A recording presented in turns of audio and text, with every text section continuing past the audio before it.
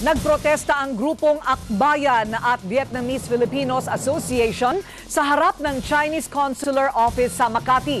Ito'y para tutulan ang umano'y pagsakop ng China sa teritoryo ng Vietnam at Pilipinas. Nagpapatrol si Jay Ruiz. Nagkaisang nanawagan ng Akbayan at Vietnamese Filipinos Association na itigil na ng China ang umano'y iligal na pagsakop sa mga teritoryo ng Pilipinas at Vietnam. Nitong 1 ng Mayo lamang, naglagay ng deepwater oil rig ang China sa exclusive economic zone ng Vietnam na ikinagalit ng maraming Vietnamese.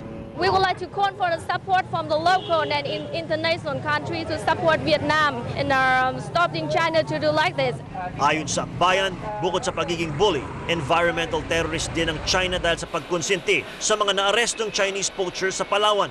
Binatikos din nila ang construction ng China sa Mabini Reef na pag-aari ng Pilipinas. Mahalaga talaga na Vietnamese nationals and Philippine nationals now share their objectives of protecting their country's territorial waters. Samantala, dahil sa patuloy na protesta laban sa mga Chinese at Taiwanese factory sa Vietnam, maraming Pilipinong manggagawa doon ang tumigil muna sa trabaho. Sa pamamagitan ng Skype, ikinuwento ng OFW sa Vietnam na si Christopher Hael ang takot na naramdaman nila nang lusubin ng mga galit na Vietnamese ang mga nasabing pabrika sa Ho Chi Minh City. Babasit ng mga salamin. May mga ibang Vietnamese naman yung nagluluting, kumuha ng mga gamit. Dahil sa karahasan, umalis na muna ang maraming Chinese at Taiwanese sa Vietnam. Kinundin na naman ng China ang anti-Chinese riots sa Vietnam.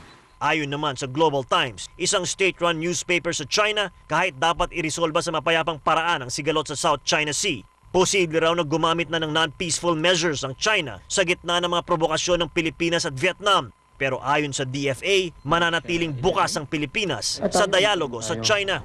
We continue to adhere din sa principle ng peaceful resolution. Sabi ng Constitution, we denounce war as an instrument of national policy. So we're not even considering that. Pinag-aaralan din ng DFA ang pagdagdag ng amendment sa memorial o kaso sa United Nations Arbitral Tribunal dahil sa reclamation ng China sa Mabini Reef. Jay Ruiz, Patrol ng Pilipino.